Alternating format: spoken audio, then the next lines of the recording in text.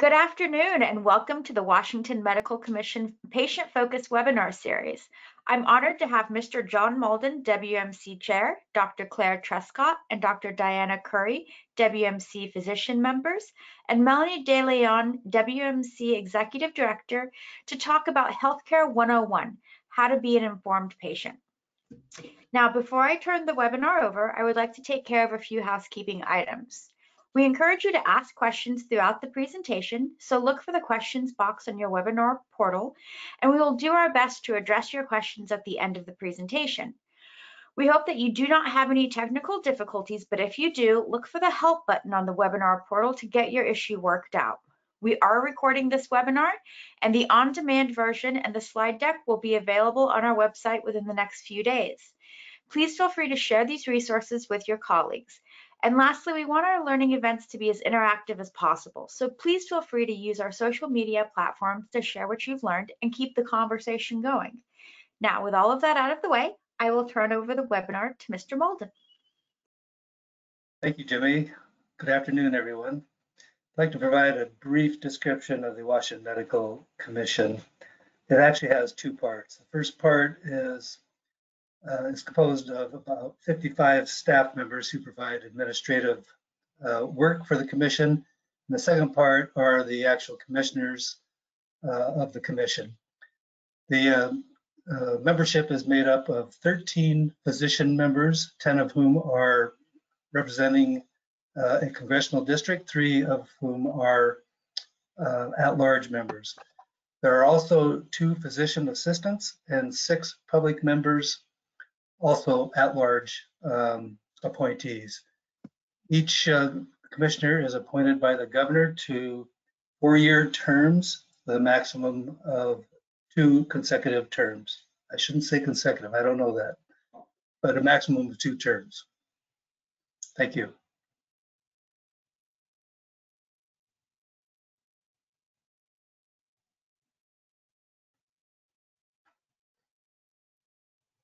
Hi, so I'm Diana Curry, and I'm going to talk about something that we all do, including doctors, but certainly patients. We all look up things on the internet. So we wanted to help give a little bit of guidance to what we feel are good resources versus maybe less good resources. So just a couple of basics. When you do Google a symptom or a disease on the internet, typically the first few things that come up are going to be ads. So those are sponsored websites that trigger on some keyword, and generally those are not going to be as helpful and are always to be a little bit suspicious because they're trying to sell you something. So you want to always ask yourself, am I looking at an ad which should be clearly marked, or am I looking at a reputable website? Couple of things to note is that if it's too good to be true, it seems like there's some cure that somebody's touting, they're going to sell you some tonic for something. It probably isn't a real thing. And so be sure to always cross-reference things that seem too good to be true. Okay, Jimmy, next slide. So what are the differences between all the websites? So things to look for are .gov, those are government-sponsored websites. .edu, those are going to be university or other educational institutions. .orgs, those are going to be the nonprofits, such as professional groups and research groups, educational or advocacy groups. And then .coms are all the commercial websites. So those are, clearly making money by having their website up. So something like WebMD.com is a commercial website. It does have a lot of ads, but the information in that particular website is very well vetted.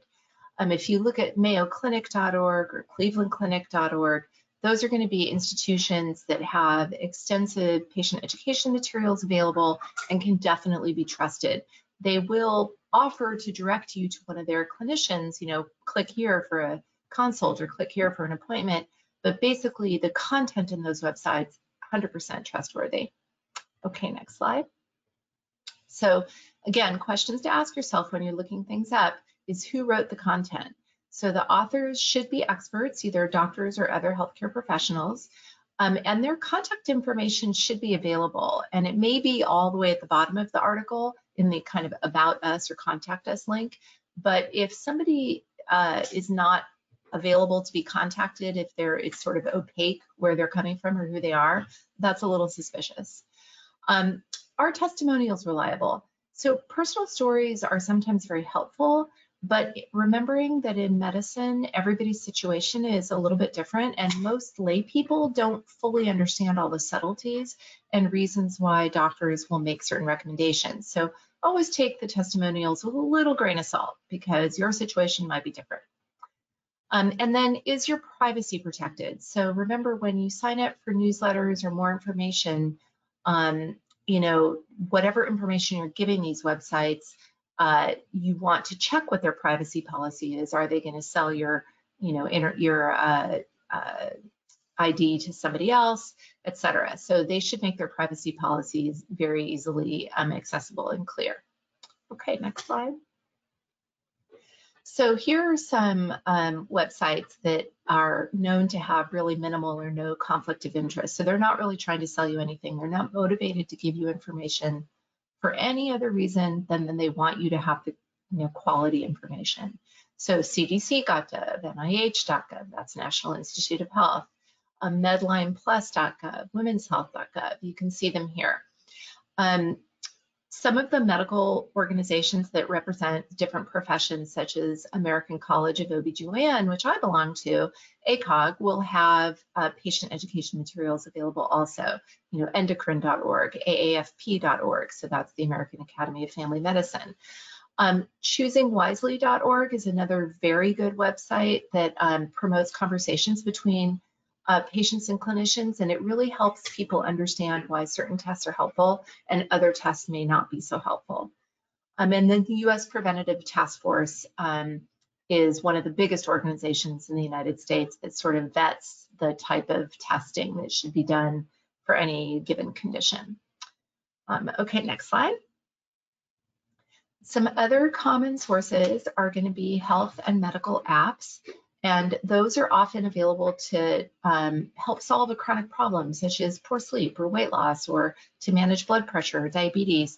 And those apps can be incredibly helpful and powerful. And they've done studies to show that having some sort of structured check-in process with, for example, an app on your phone can be helpful in managing a lot of conditions.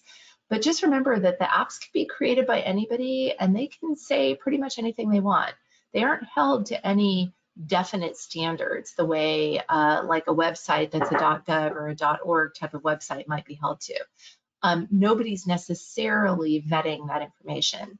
And then the other thing to know about apps is any personal information that you put in the app is not protected in the same way personal information is put in at like a doctor's office visit, where we have laws around who we can share information with. So just be a little bit mindful of that. And then looking at social media and health information, there are many, many, many online communities available. They're almost like online support groups often, or advocacy groups. And again, these can be incredibly helpful and powerful. They make you realize that you're not alone if you're suffering from some particular condition. But again, these communities and the people in them generally can post pretty much anything they want. So there isn't always vetting or careful sort of triaging of the information to make sure that it is accurate or reliable. And I will say that I have had many patients over my many-year career now who absolutely could swear up and down that their outcome, say they had a really good outcome, it was due to something that it wasn't really due to. They really believed there was some correlation between X, Y, and Z and what happened with them. But I, as a physician, may know that that's not quite accurate, but they are very certain and very persuasive, and they really believe it. And so they will go out and tell everybody, if you do blah, blah, blah, then you're gonna have this great outcome. And that's very appealing and it's very powerful, that kind of story. But it isn't always accurate. It can be quite misleading. And it can be potentially dangerous if other people try to do the same thing when really they're not in the same situation and the original, idea wasn't even all that accurate. Medicine is complicated. Even as a doctor, I don't always understand why something works or doesn't work. So we can't expect patients to always understand why certain treatments work or not. So just be aware of that with these online communities. It's not necessarily a one-size-fits-all with treatments. Okay, Claire, I'm gonna hand it over to you. Thank you, Diana. You know, I'm from Detroit, and I originally wanted this webinar to be called Diana Ross and the Supremes. So we were all going to be the Supremes back here, but none of us could sing, so we had to go with our real names. I wanted to just say something about the freedom of speech issue that we have with the Medical Commission. And Melanie, being a lawyer, is much more of an expert than I am at this. I thought about that after this slide went out. But we've had quite a bit of actually criticism in the press about why don't the medical commissions silence some of these physicians that are making comments that are politically motivated but aren't medically true or scientifically proven. And the reason is that we have freedom of speech in this country. And it's a state, and this being a state agency, we are subject to the First Amendment and have to follow it. So we can't discipline physicians, even if we feel that this information may be harmful to the public. Our first rule of guidance is that we need to protect the public. That's why the commission exists. And sometimes we look at this information and feel like it's harmful to the public, but we are limited in how much we can criticize it or act on it. So I wanted you to be aware of that you will see information out there that's politically motivated, and you just need to be aware of where it's coming from. That's why at this time, especially, we need to look for science-based organizations rather than politically based organizations for something that's probably a little bit more validated when we're looking for medical information. Jimmy, does this go back to you, Diana? No, this one's mine. Oh, that's yours, Melanie. Okay, great. So hi, I'm Melanie De Leon. I'm the executive director. I am not a physician. I am an attorney by trade. And so I'm going to talk a little bit about confidential healthcare information. And anything that you discuss with your physician is kept private by the two of you. There is this doctor-patient confidentiality that's actually even privileged in some laws in some states. So anything that you say to your doctor, they need to hold close to the cuff. Now, you can talk about your healthcare with anybody you want, but your physician and your healthcare provider cannot. When you go to a new doctor, you can choose whether or not to share your previous medical records with them. I can't think of a reason why you wouldn't want to share that information with them, because it's only going to make the treatment that they provide to you much more informed. But in order for them to get those records, you actually have to sign a release, and it has to be in writing. There is a law that governs medical records. And for those of you who are, law nerds, it's RCW, which is Revised Code of Washington 70.02. And if you go to that law and go to section 3, I think it's 030. Yes, it's 70.02.030. It talks about the requirement to provide authorization to your physician so that they can get the records from your previous healthcare provider. So it is a written consent. You can't just say, yeah, go ahead and ask for your records. It may be even better for you to get your records and bring them with you and give a copy to your new physician. That way, it's not relying on your doctor to contact your old physician, wherever they may be. If they're in a different state, if they have a different medical record system, it might be difficult for them to get access to them. So you want to be an informed patient, but you also want your doctor to be well informed about your history, your treatment history, any kind of medical conditions that you've had in the past. And they're not going to know any of that if you don't provide them with your prior records. So it is part of your responsibility to get those records to your doctor. And one of the misconceptions, and as a patient, I thought this too, that, doctors talk to each other, and, there's one big medical record in the sky that is kind of like, the IRS, and you can put your name in and anybody can get your records. And that is not true. Not only is there very big differences between states, so going state to state, they have completely different systems, but even within the same state, every doctor, facility, practice, private practice, hospital system can be on a completely different database system that don't talk to each other. And so just because they're all physicians doesn't mean that they can access your records or talk to your other physician easily electronically. So that is a myth that patients believe in. It doesn't exist. So you're kind of on your own for getting your medical records to your physician. So just make sure that when you change providers, that you contact your old provider, give them authorization in writing to forward your records or bring your records with you. Next slide, please. Okay, so we need to talk about HIPAA because everybody talks about HIPAA like they know what HIPAA stands for, and it's really a complicated sort of federal law. And it was passed in, well, it's the Act of 1996, so it's been around for a while, but it is a federal law that required the creation of national standards to protect sensitive patient information from being disclosed without the patient's consent or knowledge. So the Act addresses the use and disclosure of an individual's health information, and it also contains standards for individuals' rights to understand and control how their health information is used. A major goal was to ensure that the individual's health information is properly protected while allowing the flow of health information that's needed to provide and promote high quality health care and to protect the public's health and well-being. The Act does not apply to everyone and in every circumstance, so it's really important that you understand the differences. And they use this acronym PHI, which stands for Protected Health Information. And so this Act sort of determines what information is protected and from whom.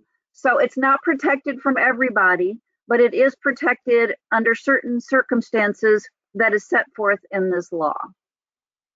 So the Act identifies different entities that fall under the provisions of the privacy of this Act. And so I want to talk a little bit about those. First are healthcare providers. Every healthcare provider, regardless of the size of practice, who electronically transmit health information in connection with certain transactions fall under the protections of this Act. So that would be your physician, your podiatrist, your, any kind of healthcare provider. Health plans fall under this particular Act, and those are entities that provide or pay the cost of medical care. Health plans include health, dental, vision, and prescription drug insurers, health maintenance organizations, Medicare, Medicaid, Medicare Plus Choice, and Medicare supplement insurers, and long-term care insurers, excluding nursing home ones. Health plans also include employer-sponsored group health plans, government and church-sponsored health plans, and multi-employer health plans. So a lot of health plans fall under the definition in this Act. And lastly, business associates. And this is defined as a person or organization other than a member of a covered entity's workforce using or disclosing individually identifiable health information to perform or provide functions, activities, or services for a covered entity. And these functions or activities could include claims processing, data analysis, utilization review, and billing. So those are the entities that fall under the HIPAA organization. So for example, the Medical Commission does not fall under the HIPAA Act. So we don't fall under those protections. Now, the ones that I identified that fall under the Act are permitted to use and disclose this protected health information without an individual's authorization for several purposes or in certain situations. And these are defined in the Act, and I'm going to talk a little bit about them. First is disclosure to the individual. If the information is required for access or accounting of disclosures, the entity must disclose to the individual. For treatment, payment, or healthcare operations. A public interest and benefit activities. The privacy rule permits the use and disclosure of protected health information without an individual's authorization or permission when it's required by law, when it's used for public health activities, when there are victims of abuse or neglect or domestic violence, when there's health oversight activities, in judicial or administrative proceedings, anything regarding law enforcement, functions such as identification of a deceased person, for tissue, eye, or organ donation, for research under other conditions, and they don't really define what those certain conditions are, to prevent or lessen a serious threat to health or safety, i.e. a pandemic. Essential government functions, we are part of those essential government functions, and workers' compensation. So under those 12 situations, your private health information can be disclosed without your authorization. So that's kind of HIPAA in a nutshell. Again, it's there to protect your private health information from being disclosed by certain organizations and entities, but not by all, and in certain situations, but not all of them. So if you want to learn more about this, it's called the Health Insurance Portability and Accountability Act of 1996, and you can look it up on the web and get more information about it. I hope I wasn't too confusing. Next slide, please.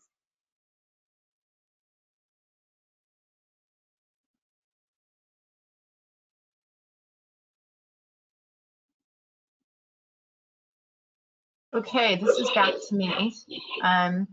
So this topic is just to give people a quick overview of what open notes are, because it's a relatively new aspect in healthcare in our records, and it can cause a little bit of confusion sometimes for patients, especially if you haven't really accessed your records, your detailed records before.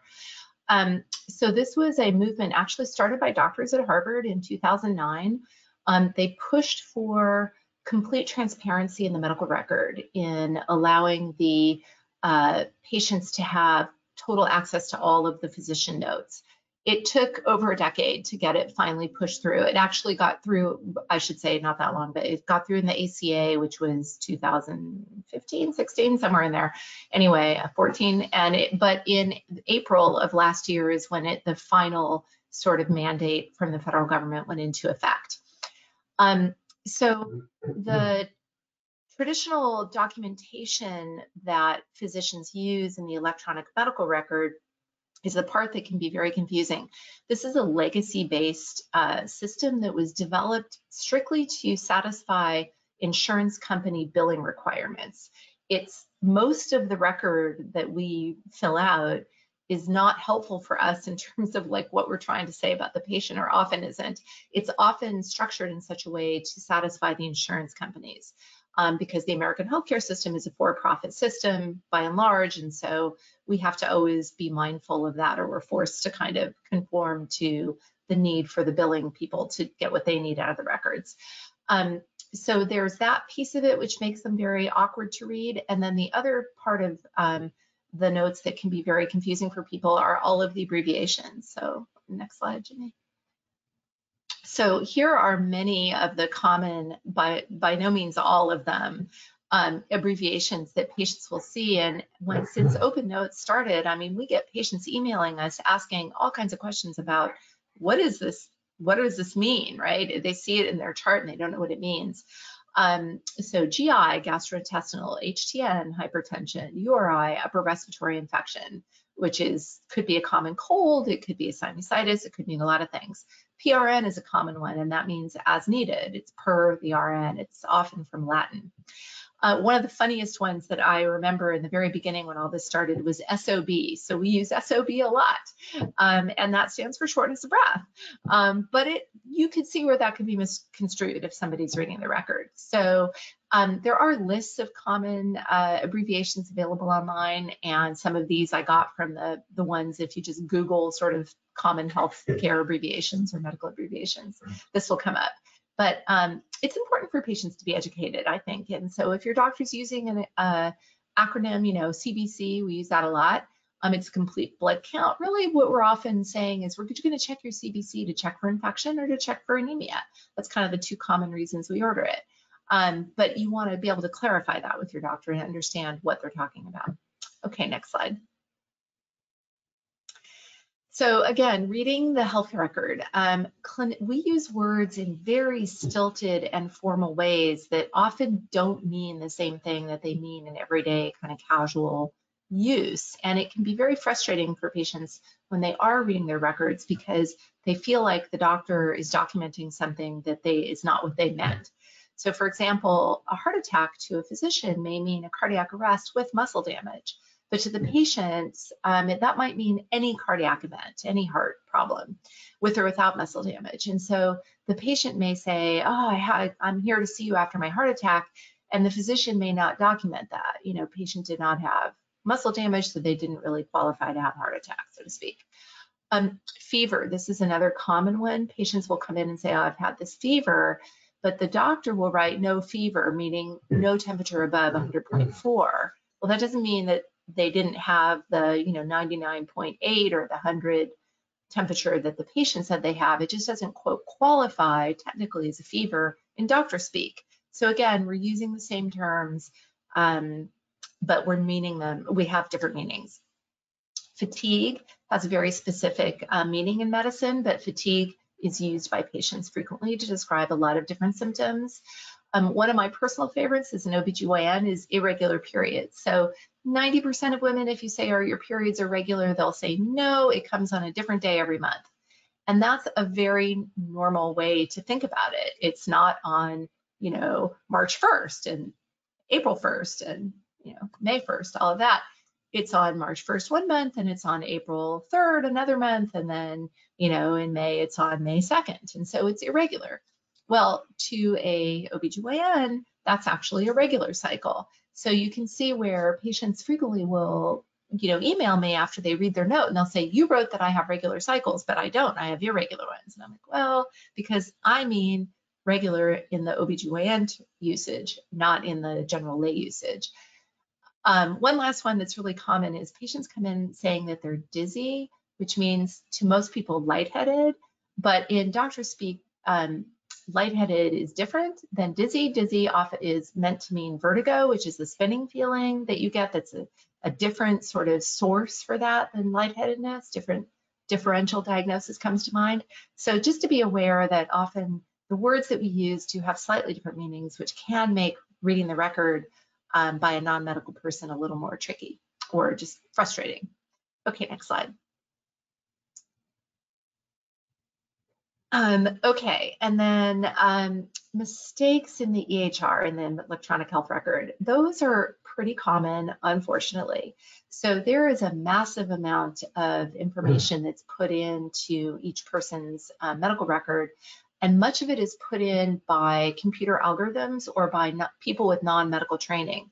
So if they take 500 pages of old records from an outside institution and try to get those into the record, that can take several hours. Well, doctors aren't given any time to put any information in the record except for what we're charting while we're seeing you. So mostly that's done by these computer algorithms or minimally sort of trained, medical assistants or other administrative people. So there definitely can be mistakes, and it is super frustrating for patients as well as doctors.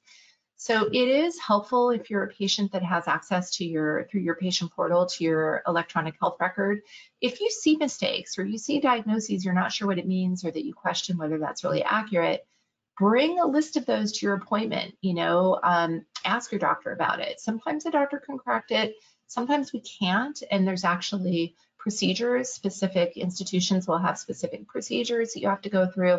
So you can always contact, if you're at Kaiser or Providence or whoever, UW, they're all going to have different administrative ways to deal with mistakes in the record. But you know, just be kind. Your doctor is not the person who necessarily is totally in charge of your record. And it is very common that patients think that doctors have complete control over what's in the record, but it is mostly not the case these days. Okay, next slide. And then this is my favorite. So we often use voice recognition. So as you probably have seen, your doctors do, we'll speak into our phone and it goes to your chart, or we use a microphone of some kind to get the information that we're getting from you into our record. Because trying to sit and type all of that can be very hard. For most people, don't type that fast. A lot of us have to look at our fingers when we type, and I certainly would rather look at my patient than my fingers at the keyboard or the computer. And so we use voice recognition software. It's getting better, but there's still some pretty funny mistakes. So the patient is to take her medication with her foot. Well, that was meant to be food. Or allergies. She notes that codeine causes hives. Well, coding, which I think of as medical record coding, definitely causes me hives, but I think in this case it was codeine, the medication. The patient was a fat boy, is how it came out in the record, but the doctor said the patient was afebrile, which means didn't have a fever. So you can see that there can be some pretty funny mistakes. Now, in most of us, our records, we will quickly read through before we sign off on a record to try to find all those mistakes.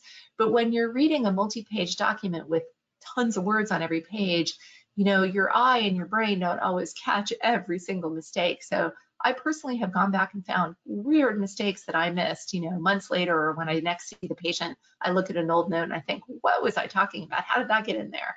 And I realized it was the voice recognition software making some weird muddle out of what I said. So again, be kind. Your doctors are trying hard to keep up with everything, but the technology is not perfect. Okay, so I think, Claire, were you going to take this one?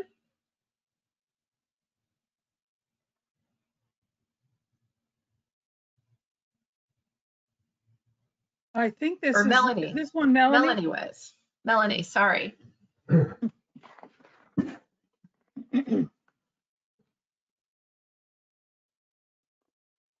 Okay, there we go. Sorry, I had a mute issue.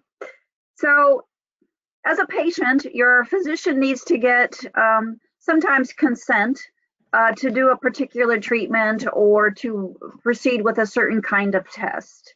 And they will give you information about this treatment or test. And then they will ask you to sign what they call an informed consent form, usually. Sometimes, and again, the physicians on the panel can correct me if I'm wrong, maybe there is verbal consent without a form at some point. I don't know. I've undergone certain procedures where I actually had to sign a form. And if you have ever, you know, looked at something on your computer and or tried to download a new application, and there is this agreement that you have to read and accept before you move on, this is kind of the same thing in a healthcare setting.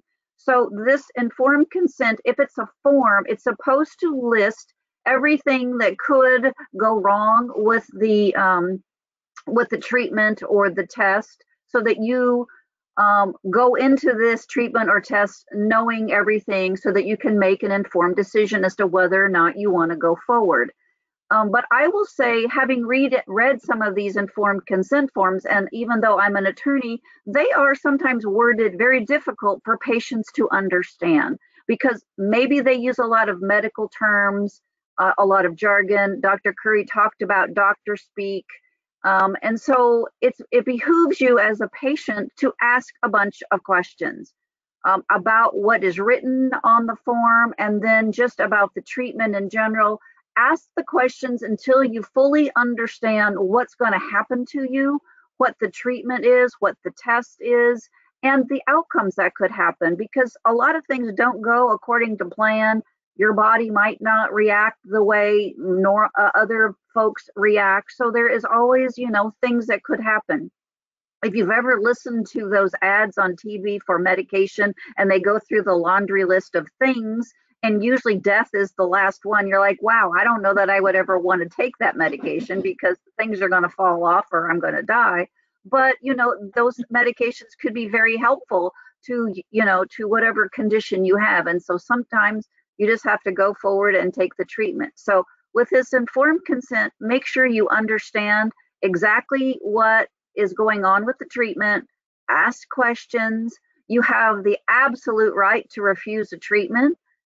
The doctor will say, well, then we can't go forward, and you can say, fine. You can also go and get a second opinion regarding the treatment or test, just to make sure it's a right fit for you. You know, I'm a very intuitive person. If it doesn't feel right, then, you know, you got to go with your gut sometimes. So just make sure that you understand what's going to go on. Make sure that you understand you don't have to do it. You can refuse a treatment. You can refuse a particular type of medication. And then you always have the option to go to a second or third opinion. You know, sometimes maybe that's just not the right fit for you for that particular physician. And so we're gonna, we have another webinar that's happening on the 15th of March, and we're gonna talk a little bit more in depth about this, but please feel free to speak up or bring someone with you who can speak up for you if you don't feel comfortable doing that in this particular situation. But the more information you have about what's happening to you, the better decisions that you can make and the better outcomes you will have. Next slide, please.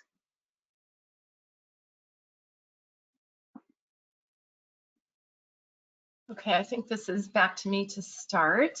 So we're just going to go into a little bit more details about how to communicate with your doctor to try to avoid misunderstandings. So this is the classic example, comes from OBGYN again, that's me.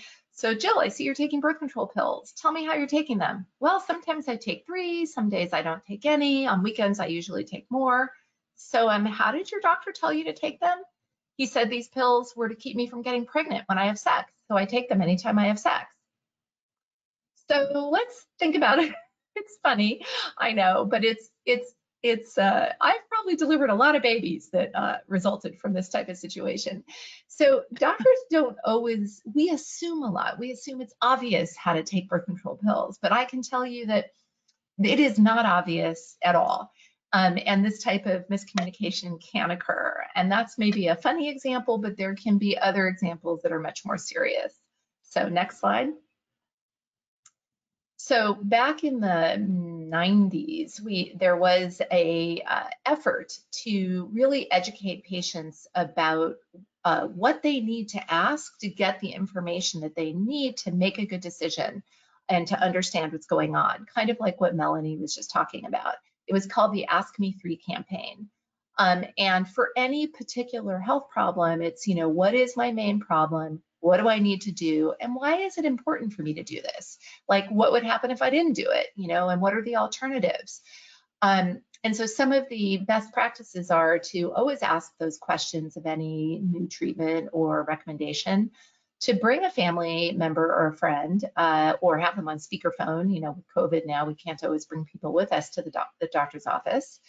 To make a list of concerns before you go to the doctor. You know, if you know what you're going to talk about, you know, what questions do you have?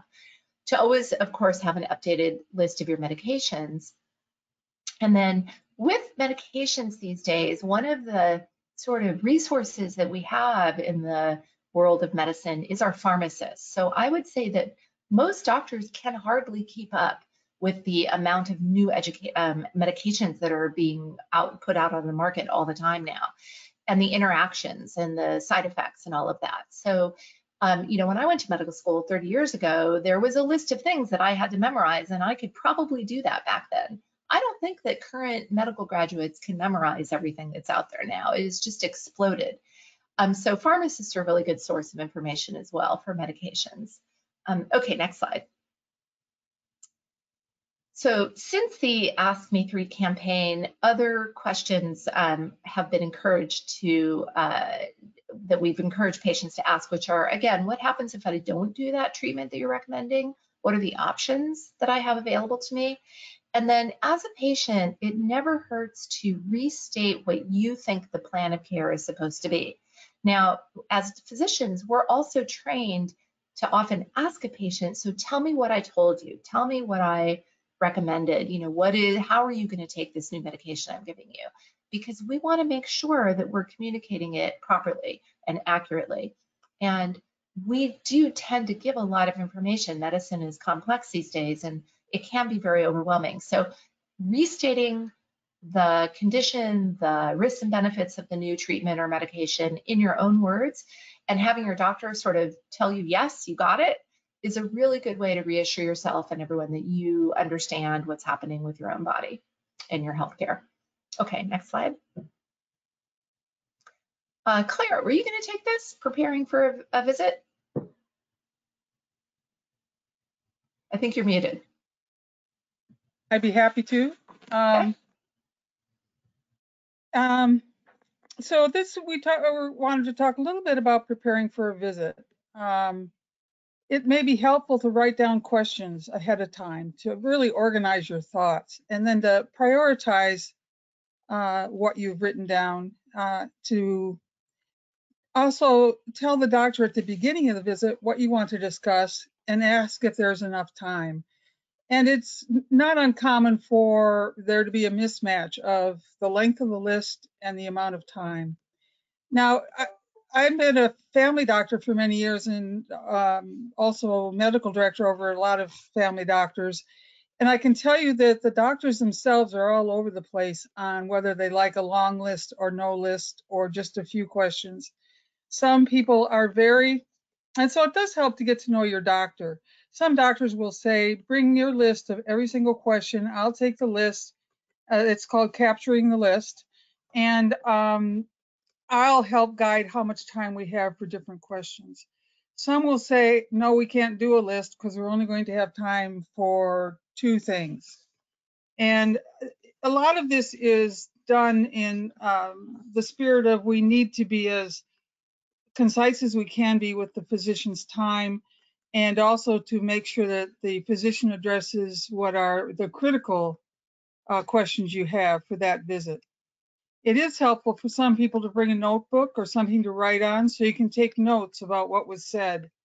I myself was amazed at going in for a visit for one of my own problems as a patient and not really remembering what the doctor said afterwards. I mean, it is in those moments when especially if you're talking about an illness you have or a concern you have, it's an emotionally charged time.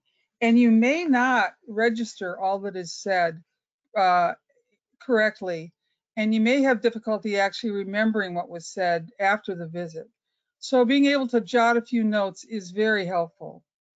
Also getting written materials. I was thinking when Diana was talking earlier about written materials, most physicians now have access to what's called UpToDate, which is a very helpful compilation, I guess. I'll ask Melanie if that's the right word. It's a compiling, anyway, of information truly up to date in medicine. They continuously update it with new research, new understandings about every illness. Anyway, they have written material that your physician can sometimes print out for you and give you. And those are very helpful as well.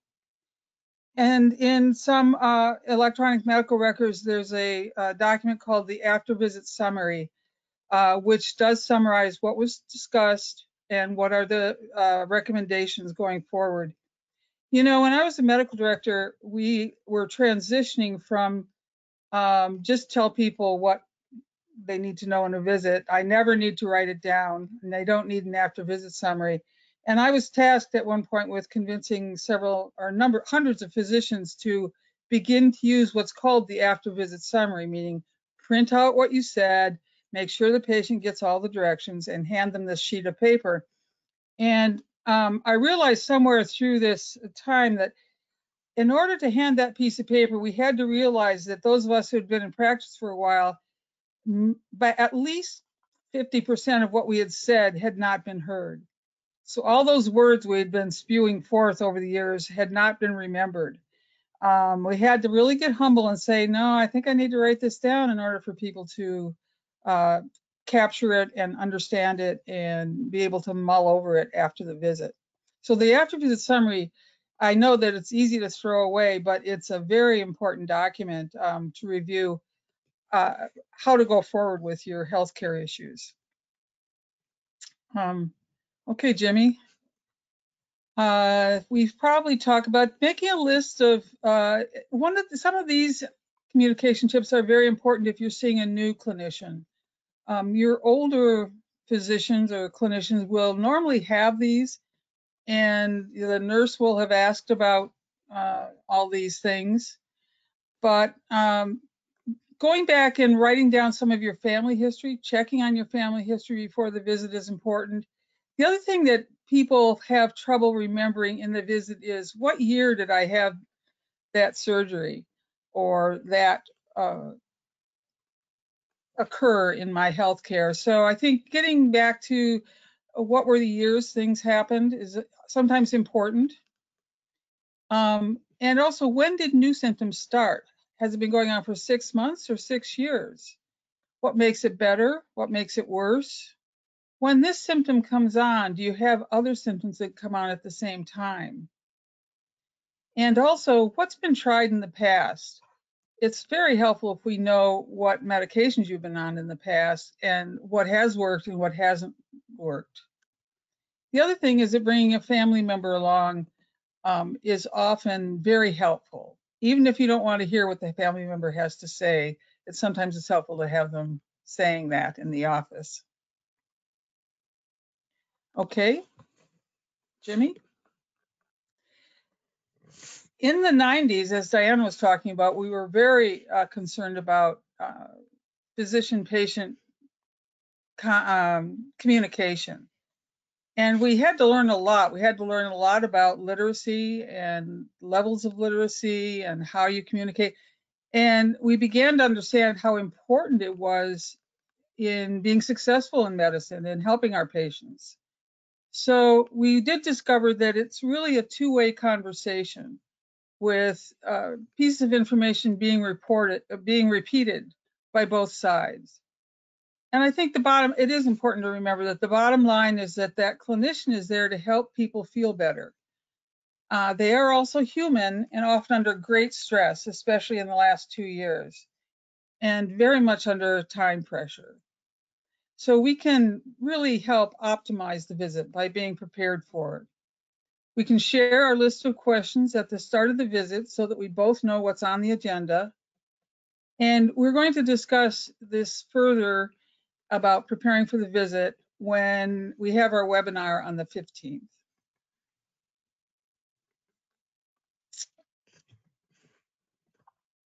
So I hope everyone will join me in a virtual round of applause for our panel. Thank you so much for this wonderful presentation. Feel free to use the question box to answer or to ask any questions you may have.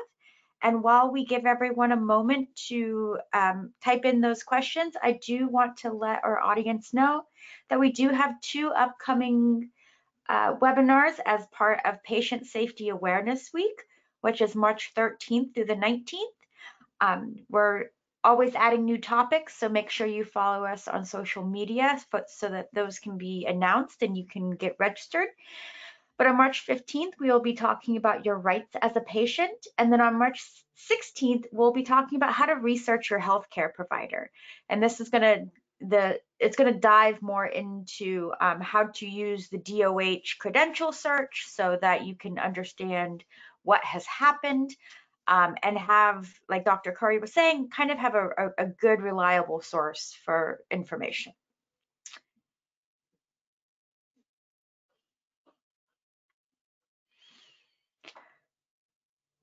So seeing no questions coming in, if you think of something later, you can always email me. You're going to get a follow-up email after this webinar, and you can just respond to that email if you think of anything, and I'll pass the information along.